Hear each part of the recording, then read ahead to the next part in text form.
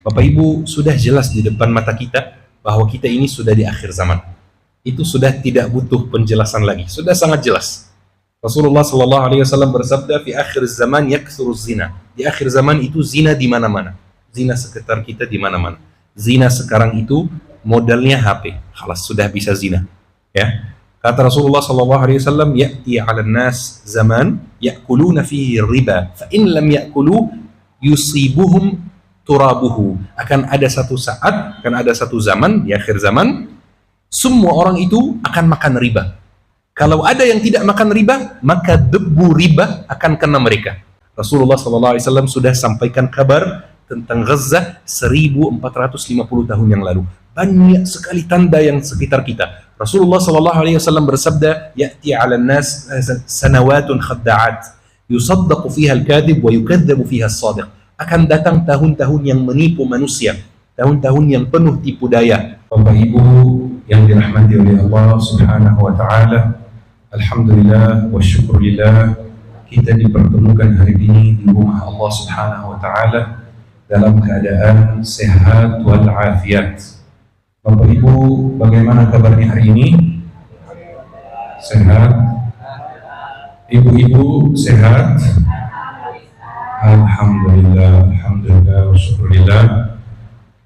Ana sangat senang hari ini bertemu dengan calon penghuni surga. Amin ya rabbal alamin. Semoga kita semua dipertemukan di surganya Allah Subhanahu wa taala. Ana izin perkenalkan diri dulu. Saya Fakir Muhammad Al-Fudi dari Mesir. Lahir besar di Mesir, belajar kuliah di Mesir. Alhamdulillah di Indonesia sudah 8 tahun. Kesibukan anak sekarang adalah mengajar dan berdakwah. Kami juga ada dakwah online supaya bisa sampai ke sebanyak mungkin dari umat Islam, bisa diakses di sosmed, YouTube, IG, TikTok. Ketik Muhammad Al-Fuli, nanti muncul insyaallah kajian-kajiannya. Semoga bermanfaat insyaallah. Alhamdulillah wa syukurillah kita dipertemukan hari ini. Dan tadi ana mendengar kata sambutan dari Ustaz Ferry, dari ketua masjid. Sebenarnya Bapak Ibu, jumlah yang sedikit itu tidak ada masalahnya sama sekali. Kenapa? Karena jumlah yang banyak belum tentu dapat manfaat juga, ya. Jadi tolok ukurnya siapa yang dapat manfaat, siapa yang bisa menerima ilmu, siapa yang bisa mengamalkan ilmu. Rasulullah sallallahu alaihi wasallam ketika masa awal-awal dakwah, jumlah sahabat yang hadir kajian Rasulullah itu 5 orang, 6 orang, 7 orang, tapi sangat siap untuk menuntut ilmu sehingga mereka menyebarkan ilmu ini kepada orang-orang lain sampai dakwah Islam itu menjadi dakwah yang sangat luas. Maka Bapak Ibu jangan perhatikan jumlahnya, jangan perhatikan manfaatnya, perhatikan siapa yang dapat manfaat, siapa yang dapat ilmu, siapa yang siap mengamalkan ilmu tersebut. Alhamdulillah wa syukurillah, di awal kajian ini saya mengingatkan diri sendiri dan mengingatkan Bapak Ibu untuk meluruskan niat lillahi ta'ala. Ada satu hadis Bapak Ibu disebutkan dalam kitab Arba'un Nawawiyah atau Arba'in Nawawiyah karya Imam Nawawi. Hadis ini hadis nomor 1. Hadisnya dinilai oleh para ulama sebagai sepertiga agama.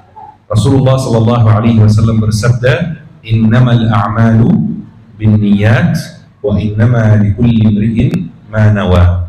Sesungguhnya setiap amalan itu tergantung niatnya dan setiap orang dapat balasan sesuai apa yang dia niatkan.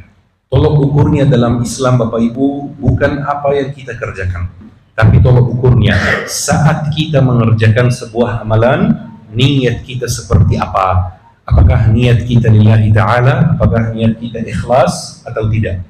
Ini yang menjadi tolok ukur amalannya diterima atau tidak. Maka Bapak Ibu jangan lupa untuk meluruskan niat ya. Ibu-ibu sudah luruskan niat? Ibu-ibu sudah? Alhamdulillah. Bapak-bapak aman niatnya? Alhamdulillah, Masya Allah. Bapak Ibu, insya Allah kita hari ini akan bahas Palestina, dan mungkin sebelumnya sempat ada pembahasan tentang Palestina, tapi hari ini kita akan bahas Palestina dari sudut pandang yang berbeda. Kadang-kadang kita melihat banyak berita, banyak video, banyak foto di sosmed, sehingga kita tidak begitu paham apa yang terjadi di Palestina. Kalau kita melihat Palestina sekarang Bapak Ibu, kita sudah dapat kabar, sudah dapat berita bahwa ada perjanjian gencatan senjata. Ini ditandatangan beberapa minggu yang lalu. Berarti perangnya berhenti untuk sementara. Untuk sementara waktu perangnya berhenti. Saat gencatan senjata itu ditandatangan Bapak Ibu, banyak sekali umat Islam yang terlalu senang, ya. Jadi senang itu boleh. Tapi banyak dari umat Islam, banyak dari kita yang senangnya berlebihan, seolah-olah perang sudah selesai secara total. Waktu gencatan senjata itu, Ana berada di kota Solo di Jawa Tengah, ada jadwal kajian di sana. Kemudian Ana ditanya sama tim Ana di sana, katanya, Syekh, menurut antum gencatan senjata ini akan bertahan berapa lama? Ana menjawab 1 sampai 2 minggu. Tidak mungkin lebih dari itu. Katanya, Syekh, kenapa antum tidak optimis? Ana jawab, bukan soal optimis atau tidak, tapi soal ana tahu sifat orang Yahudi. Salah satu sifat orang Yahudi yang disebutkan di dalam Al-Quran yang sangat jelas di depan mata kita, yaitu mengingkari janji. Mereka memang terkenal seperti itu, mayoritas mereka, kita nggak generalisasi, mayoritas mereka seperti ini. Jadi ana jawab 1 sampai 2 minggu, tapi ternyata ana salah. Ternyata 5 hari. Setelah 5 hari atau 5 hari setelah gencatan senjata itu ditandatangan, Israel menyerangi Gaza. Jumlah orang yang mati syahid sejak gencatan senjata itu ditandatangan sampai detik ini jumlahnya 9.000 orang. Bayangkan, itu jumlah orang yang mati syahid pas ada gencatan senjata. Bayangkan pas tidak ada gencatan senjata itu keadaannya seperti apa? Keadaannya parah sekali. Tahu Bapak Ibu, perang ini totalnya 2 tahun, ya, 2 tahun lebih. Perang ini namanya Tufan Al-Aqsa. Tufan itu artinya dalam bahasa Indonesia badai, badai Al-Aqsa. Perang ini 2 tahun, mulai tanggal 7 Oktober 2023. Jumlah orang yang mati syahid dalam 2 tahun itu mendekati 100.000 orang. 100.000 orang itu 2 stadium atau 3 stadium. Bayangkan, 100.000 orang dari saudara-saudara kita yang satu agama, satu iman, dan yakni sama-sama mengucapkan syahadat, sama-sama mengarah, kalau salat mengarah ke kiblat, ke Makkah, itu 100.000 orang dari mereka dibunuh oleh musuh umat Islam, dibunuh oleh Israel. Tapi alhamdulillah, kita pasti ada senangnya juga, karena sekarang sudah ada lebih banyak truk yang masuk Gaza. Jadi saudara kita di Gaza sekarang alhamdulillah sudah mulai bisa makan sedikit, sudah mulai bisa minum sedikit. Sebelumnya makanan dan minuman itu sangat sulit, sampai ada yang mati kelaparan. Sampai teman ana dari Gaza pernah bertanya kepada ana, itu sebelum gencatan senjata. Katanya, tahu nggak apa barang yang paling mahal di Gaza? Jadi ana bingung ya, apa kira-kira barang yang paling mahal di Gaza? Ana jawab emas, katanya enggak. Ana jawab mobil misalnya, katanya enggak. Katanya barang yang paling mahal di Gaza adalah air minum. Itu separah itu pas lagi puncaknya perang.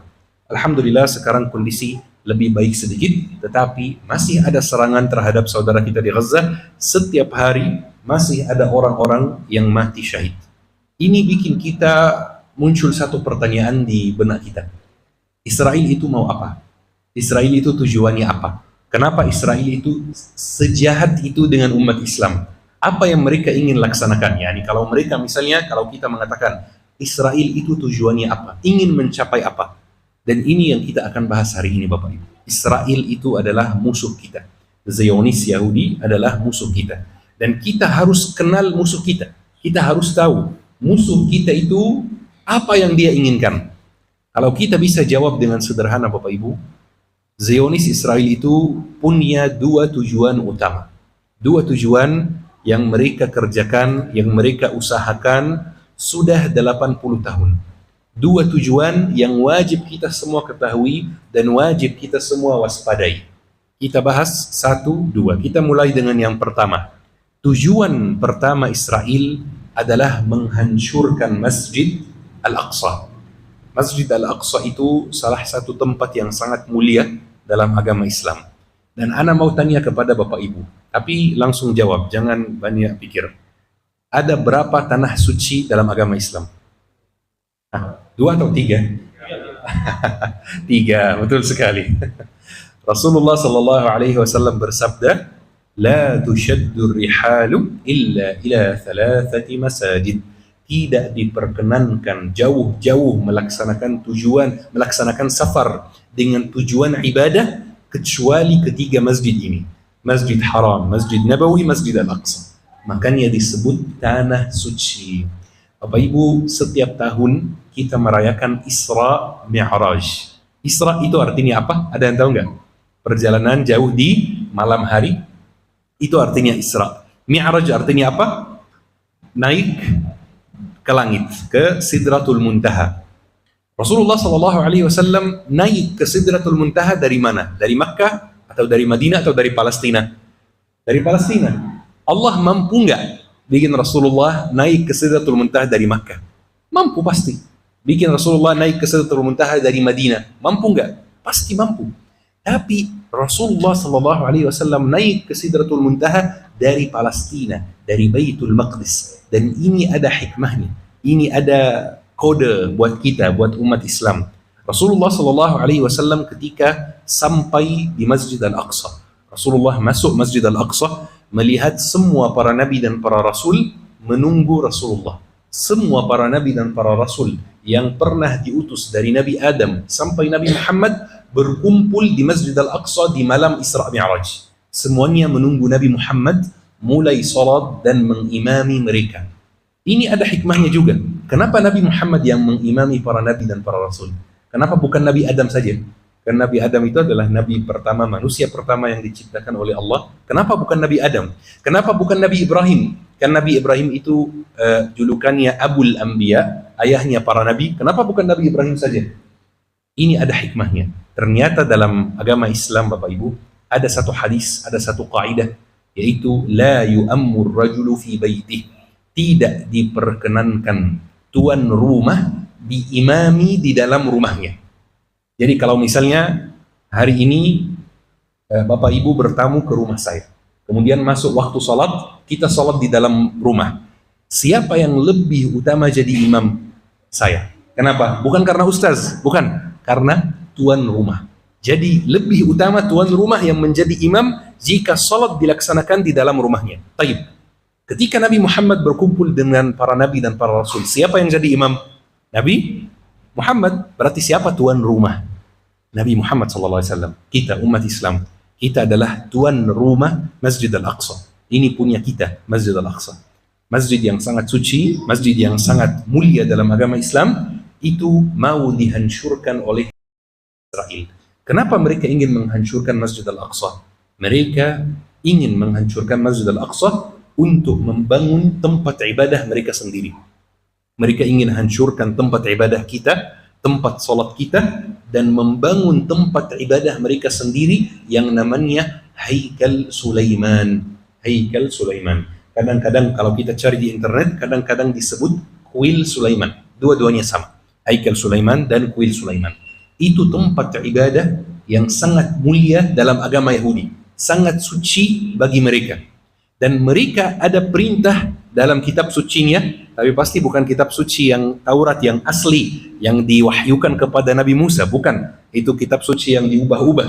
Mereka ada perintah dalam kitab sucinya untuk membangun Haikal Sulaiman itu lagi. Maka mereka ingin menghancurkan Masjid Al-Aqsa. Dan ini bukan sekedar rencana, bukan sekedar cita-cita. Mereka sudah mulai ada langkah-langkah serius untuk menghancurkan Masjid Al-Aqsa. Bapak Ibu, Palestina itu dijajah tahun berapa? Ada yang tahu nggak? Dijajah tahun berapa? 1904? Ada yang tahu nggak? 48. 1948. Masalah Palestina itu nggak mulai 48, itu dijajah secara resmi 48. Tapi masalah Palestina itu mulai dari tahun 1917. Tahun 48 dijajah secara resmi. Tahun 67 Zionis Israel menguasai Masjid Al-Aqsa secara resmi. Khalas, dari tahun 67 Masjid Al-Aqsa sudah di tangan Israel. Hari ini antum diperbolehkan ke Masjid Al-Aqsa. Bisa apply visa, berangkat, pergi ke Masjid Al-Aqsa. Banyak sekarang tur umrah yang menyediakan tur ke Masjid Al-Aqsa. Tapi belum tentu karena sudah di kota Al-Quds bisa salat di Masjid Al-Aqsa.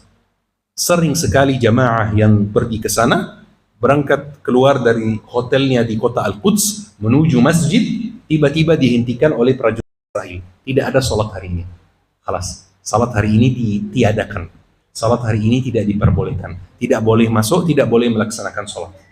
Itu sesuka mereka. Mereka menguasai Masjid Al-Aqsa. Di halaman-halaman Masjid Al-Aqsa itu, prajurit-prajurit Israel jalan dengan sepatu mereka, dengan senjata mereka. Mereka yang menguasai Masjid Al-Aqsa. Dan mereka dari tahun 67 mulai membuat terowongan-terowongan di bawah Masjid Al-Aqsa. Ini sangat bahaya. Terowongan-terowongan itu jumlahnya sangat banyak, mencapai 7 terowongan di bawah Masjid Al-Aqsa. Dan biar kita bayangkan Bapak Ibu, Masjid Al-Aqsa itu bukan masjid kecil.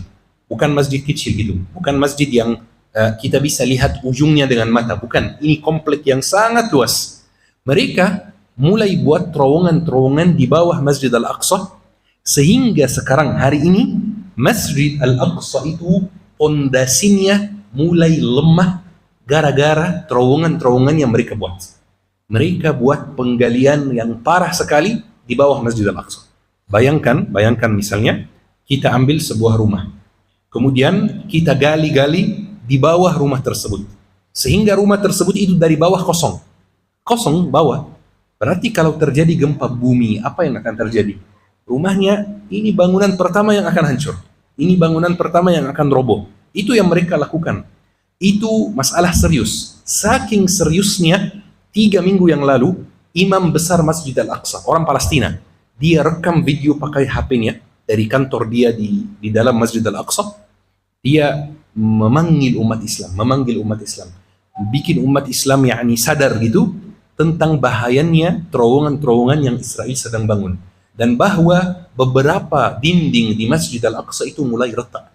Separah itu Bapak Ibu, beberapa dinding di dalam Masjid Al-Aqsa mulai retak gara-gara apa yang Israel lakukan dalam pondasi Masjid Al-Aqsa. Dia memanggil umat Islam untuk datang lindungi Masjid Al-Aqsa, jaga Masjid Al-Aqsa, karena Masjid Al-Aqsa ada rencana serius mau dihancurkan oleh Israel. Maka ini tujuan pertama mereka, membangun tempat ibadah mereka, namanya Haikal Sulaiman, dibangun di atas tanah suci kita. Ini adalah tujuan utama mereka. Taib.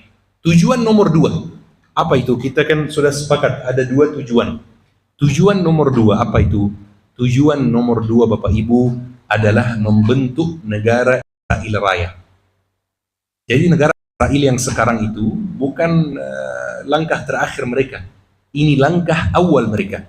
Mereka ingin membentuk negara yang namanya Israel Raya. Apa itu raya? Kata raya itu Bapak Ibu, kalau kita lihat dipakai dalam istilah kota misalnya, saya tinggal di Tangerang Selatan.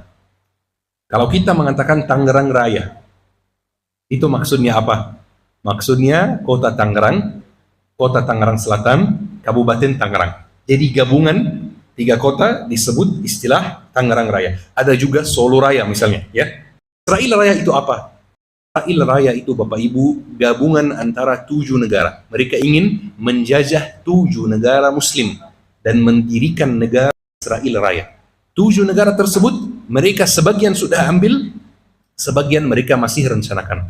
Baik, apa itu 7 negara tersebut? Kita sebut satu-satu. Yang pertama, nomor 7 itu sangat aneh. Bapak Ibu pasti akan terkejut. Nomor 1 adalah Palestina. Pasti, ya. Jadi Palestina itu bukan langkah akhir mereka. Jadi kalau orang Israel hari ini, misalnya kita begini, ayo ambil Palestina, silahkan. Itu bukan tujuan mereka, itu langkah awal saja, bukan langkah akhir. Ya, baik. Yang pertama adalah Palestina. Ini mereka sudah jajah belum? Sudah, ya. Sudah jajah, mereka sudah kuasai sekarang. Tinggal Gaza dan tepi barat saja. Baik, yang kedua, Suriah Selatan. Ini mereka sudah ambil juga. Suriah Selatan, daratan tinggi bulan. Baik, yang ketiga, Lebanon Selatan. Dan ini mereka hampir menyerangi Lebanon Selatan setiap minggu. Setiap minggu mereka serangi. Ada serangan terhadap Lebanon Selatan. Yang keempat, Yordania.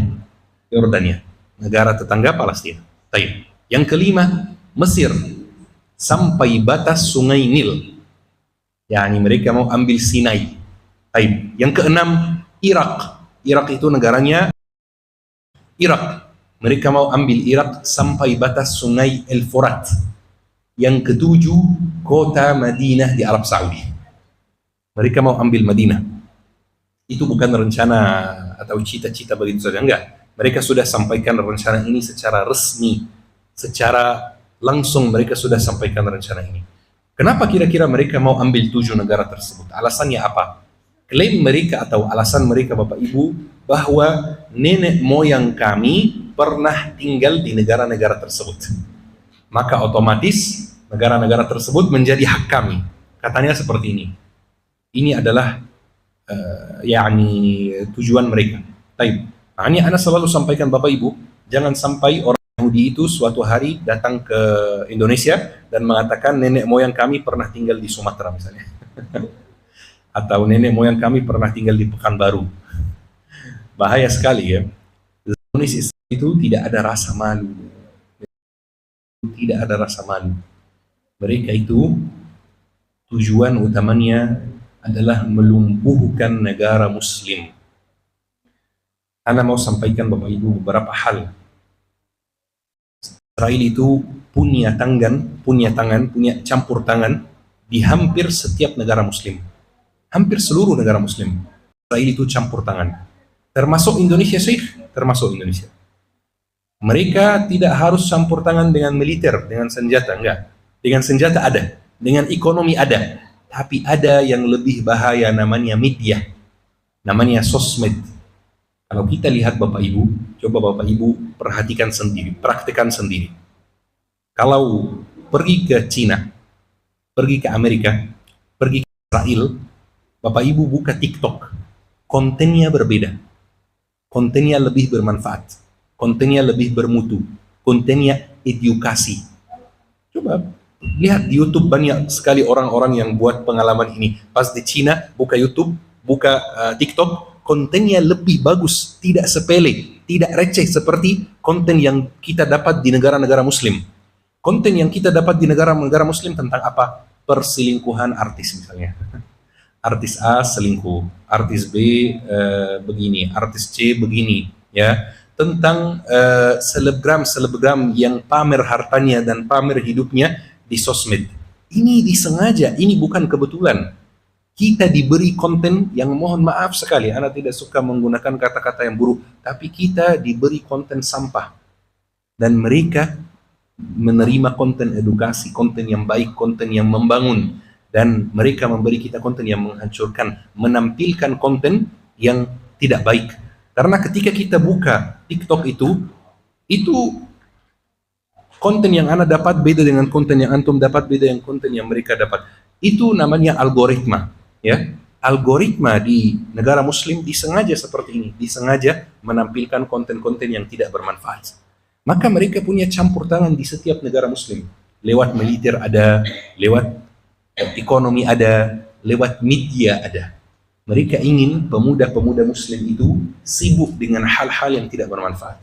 Mereka ingin pemuda-pemuda Muslim itu sibuk mengejar dunia dan melupakan hal-hal yang lebih penting. Melupakan umatnya, melupakan negaranya, melupakan masa depannya. Kalau kita lihat Bapak Ibu, sekarang banyak sekali dari kita yang siap scroll berjam-jam di TikTok dan IG. Tapi kadang-kadang baca Al-Quran 15 menit per hari, berat di hatinya. Kadang-kadang hadir kajian 1 jam saja, berat di hati. Tidak bisa dilaksanakan. Itu rencana mereka. Seperti itu rencana mereka. Makanya mereka ingin menguasai 7 negara Muslim yang Ana sebutkan itu, tapi di waktu yang sama mereka ingin melumpuhkan semua negara Muslim yang lain. Jadi kuasai secara militer 7 ini saja. Tapi di waktu yang sama mereka kuasai secara media semua negara muslim. Dan kita lihat sekarang di Sudan, Bapak Ibu dapat berita nggak tentang perang Sudan? Ya, dapat beritanya. Sudan sekarang, Sudan itu negara muslim, negara Arab yang sangat kaya, sangat-sangat kaya. Sudan itu negara Afrika paling kaya. Pertambangan emas paling besar di dunia, di Afrika itu ada di Sudan, bukan di dunia, di Afrika. Itu ada di Sudan. Ada penelitian yang menunjukkan saking suburnya tanah Sudan itu, kalau seluruh tanah Sudan itu ditanam, maka hasil panennya cukup buat benua Afrika. Itu saking besarnya, saking suburnya, saking kayanya negara Sudan. Negara Sudan itu sekarang ada perang yang sangat parah. Perang yang mirip dengan perang Gaza itu. Jumlah orang Sudan yang mati syahid di perang yang kemarin itu mendekati juga 35.000. Bayangkan, perang ini kalau kita telusuri latar belakangnya, masih ada campur tangan Zionis. Masih ada campur tangan Zionis. Ada satu negara Arab yang mendukung pemberontak yang di Sudan itu, yang namanya RSF itu. Negara Arab tersebut mendukung mereka dengan senjata, mendukung mereka dengan uang, dan di belakang negara Arab tersebut ada Israel. Maka mereka menghancurkan negeri muslim satu-satu. Dan Ana mau sampaikan satu hal juga Bapak Ibu. Negara Palestina itu adalah negara yang dikhianati oleh saudaranya sendiri. Dikhianati oleh saudaranya sendiri. Kalau kita lihat sekarang 2 tahun perang, kok perbatasan Mesir dan Palestina nggak dibuka? Palestina dikhianati oleh saudaranya sendiri. Mesir adalah saudara Palestina. Mesir mengkhianati Palestina. Kalau kita lihat jarak antara Arab Saudi dan Palestina itu tidak jauh sama sekali. Kita lihat hampir setiap minggu itu ada konser di Arab Saudi yang artisnya artis-artis barat yang hampir tidak berpakaian, ya, yang dimana konser-konser tersebut dibiayai dengan puluhan juta US dollar. Terus saudara kita di Palestina bagaimana? Kok tidak dibantu? Kok tidak diberi senjata? Kok tidak didukung? Palestina adalah negara yang dikhianati oleh saudaranya sendiri. Mungkin Bapak Ibu kaget kan, Syekh orang Mesir? Iya, saya orang Mesir. Tapi saya menyampaikan kebenaran, ya. Saya nggak mungkin memihak kebatilan. Saya menyampaikan kebenaran. Maka kalau kita lihat sekarang, negara Muslim, negara Arab mengkhianati Palestina. Palestina berjuang, benar-benar berjuang sendiri. Paling didukung oleh beberapa negara, mungkin Yaman, mungkin Iran, dan lain-lain. Tapi negara yang paling dekat yang merupakan saudara kandung seperti Mesir, seperti Arab Saudi, itu mengkhianati dan meninggalkan Palestina sendirian. Tapi alhamdulillah kalau kita lihat di Indonesia, support terhadap Palestina itu luar biasa. Alhamdulillah. Kalau kita melihat di Indonesia, ghirah gitu ya, dan semangat warga terhadap Palestina itu luar biasa, Masya Allah. Banyak sekali bantuan yang jumlahnya sangat banyak yang keluar dari Indonesia ke Palestina, padahal Arab Saudi lebih kaya, ya. Tapi Indonesia bantuannya paling besar. Alhamdulillah. Makanya ana yakin Bapak Ibu, kejayaan umat Islam di akhir zaman itu tempatnya di negara Muslim yang non-Arab, bukan di negara Arab lagi. Negara Arab adalah sumber kejayaan Islam di zaman Rasulullah dulu. Tapi di akhir zaman bukan negara Arab lagi. Di akhir zaman adalah negara Muslim yang non-Arab. Indonesia, Malaysia, Brunei, Afghanistan, Turki. Itu adalah sumber kejayaan Islam di akhir zaman, insya Allah. Maka Bapak Ibu yang dirahmati oleh Allah Subhanahu wa taala, 2 tujuan yang kita bahas hari ini bersama. Yang pertama adalah menghancurkan Masjid Al-Aqsa. Yang kedua adalah membentuk negara Israel Raya dan melumpuhkan, mengganggu, merugikan negara Muslim lainnya. Baik, apa yang kita bisa lakukan Bapak Ibu? Apa yang kita bisa lakukan? Apa yang kita bisa laksanakan? Sebelum Ana sampaikan apa yang kita bisa laksanakan, Ana mau menyampaikan satu informasi dulu. Bapak Ibu, sudah jelas di depan mata kita bahwa kita ini sudah di akhir zaman. Itu sudah tidak butuh penjelasan lagi, sudah sangat jelas. Rasulullah sallallahu alaihi wasallam bersabda, "Fi akhir zaman yakthuru zina." Di akhir zaman itu zina di mana-mana. Zina sekitar kita di mana-mana. Zina sekarang itu modalnya HP. Khalas sudah bisa zina. Ya. Kata Rasulullah sallallahu alaihi wasallam, "Ya'ti 'alan nas zaman ya'kuluna fihi riba, fa in lam ya'kulu yusibuhum turabuhu. Akan ada satu saat, akan ada satu zaman, di akhir zaman, semua orang itu akan makan riba. Kalau ada yang tidak makan riba, maka debu riba akan kena mereka. Ini zaman kita sekarang juga. Rasulullah sallallahu alaihi wasallam juga bersabda, khairu jihadikum ar-ribat wa khairu ribatikum asqalan. Di akhir zaman, ribat yang paling baik ribat jihad. Jihad yang paling baik itu jihad ribat, afwan. Dan ribat yang paling mulia itu ada di Asqalan. Asqalan itu adalah Gaza yang sekarang. Rasulullah sallallahu alaihi wasallam sudah sampaikan kabar tentang Gaza 1450 tahun yang lalu.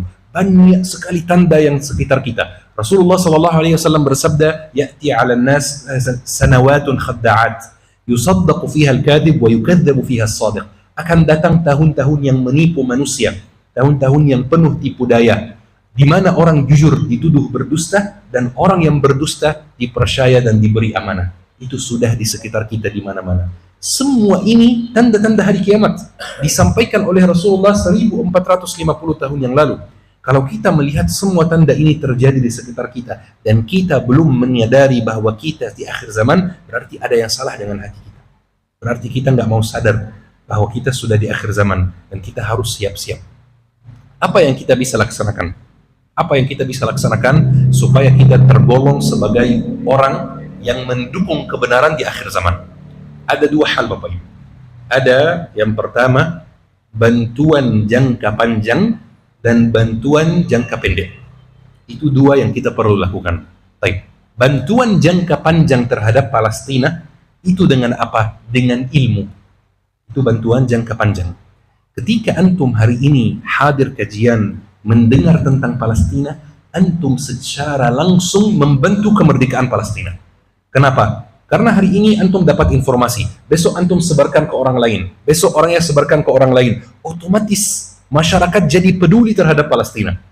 Bisa jadi gara-gara rasa kepedulian ini muncul satu orang memutuskan, saya akan membebaskan Palestina. Saya akan menjadi pejuang mujahid yang akan membebaskan Palestina. Mulai dari kita ini, dari kesadaran yang kita sebarkan ini. Maka yang pertama, bantuan jangka panjang itu dengan ilmu. Kita belajar tentang Palestina. Kita sekarang Bapak Ibu, kalau kita lihat misalnya wanita ya, suka membeli skincare, betul? Skincare itu harganya berapa? 25.000, 30.000. Kita bisa gunakan 30.000 ini untuk beli buku tentang sejarah Palestina. Harganya nggak mahal, 30.000 saja. Beli di Shopee, lihat di Shopee gitu, ketik buku tentang Palestina, sejarah Palestina. Kita baca-baca, kemudian kita ajak anak-anak kita ajak anak tetangga, kita ajak cucu-cucu kita ceritakan tentang Palestina, supaya kita membentuk generasi yang peduli terhadap Palestina. Ini semuanya bantuan jangka panjang, perlu sekali kita laksanakan. Baik. Bantuan jangka pendek itu apa? Bantuan jangka pendek itu adalah bantuan materi. Bantuan materi. Supaya saudara kita bisa bertahan hidup. Karena kita tidak bisa berjihad dengan nyawa. Jadi ada yang menggantikan kita. Ada yang menjadi pengganti buat kita. Ada saudara kita di Palestina berjihad dengan nyawa. Tapi mereka kalau tidak dapat bantuan materi, mereka tidak bisa bertahan hidup. Bisa makan, tidak bisa minum, dan lain-lain. Di Timur Tengah itu ada 4 musim. Salah satunya musim dingin dan musim panas. Kalau panas, panas sekali, luar biasa. Kalau dingin, dingin sekali. Cuaca Mesir dan Palestina itu sama.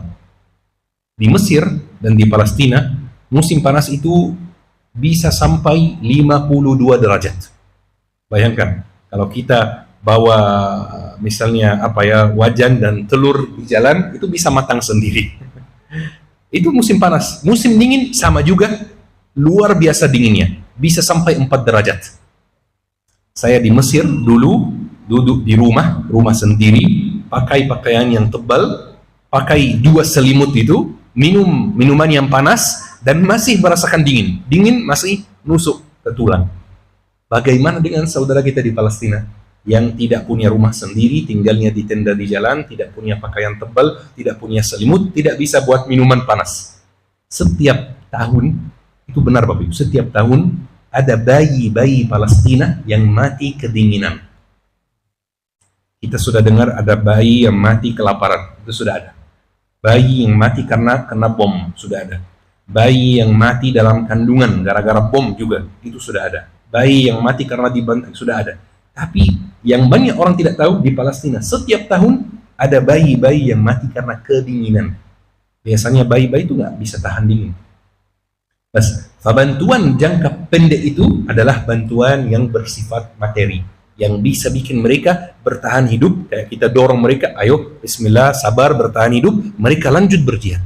Seperti ini Bapak Ibu, bantuan jangka panjang, bantuan jangka pendek. Bapak Ibu yang dimuliakan oleh Allah Subhanahu wa Ta'ala, pesan terakhir ana, insyaallah setelah ini Ustaz Ferry akan melanjutkan dan akan menayangkan beberapa hal insyaallah. Ana mau menyampaikan satu pesan di akhir tausiah hari ini. Pesannya adalah jangan lupa saudara kita di Palestina. Jangan lupa saudara kita di Palestina. Ingat mereka terus. Kalau kita nggak bisa bantu mereka, jangan sampai kita nggak mendoakan mereka, jangan sampai kita nggak mengedukasi orang tentang mereka. Jangan lupa saudara kita di Palestina, karena Rasulullah SAW bersabda, "Man lam yahtam bi amril muslimin falaysa minhum." Barang siapa yang tidak peduli terhadap urusan umat Islam, maka dia tidak termasuk umat Islam. Maka kita nanti butuh bukti di hari akhir. Kita butuh bukti di hari akhir. Ketika kita dimintai persaksian, apa yang kita laksanakan untuk saudara kita di Palestina, kita butuh bukti. Kalau kita ditanya seperti ini, kita harus jawab, ya Allah, selama saya hidup di dunia, saya doakan saudara saya di Palestina, saya belajar tentang mereka, saya menyebarkan ilmu dan sejarah mereka, saya mengajak orang lain untuk belajar tentang mereka, saya meningkatkan wawasan lingkungan saya tentang Palestina, saya bantu mereka dengan harta, saya bantu mereka dengan selimut, saya bantu mereka dengan tenda, saya bantu mereka dengan makanan, saya bantu mereka dengan minuman. Pokoknya kita butuh bukti yang kita bisa sampaikan kepada Allah Subhanahu wa Ta'ala. InsyaAllah Ustaz Ferry akan melanjutkan setelah ini. Saya mohon maaf jika ada kekurangan, jika ada kesalahan, mohon dimaafkan, mohon dimaklumi.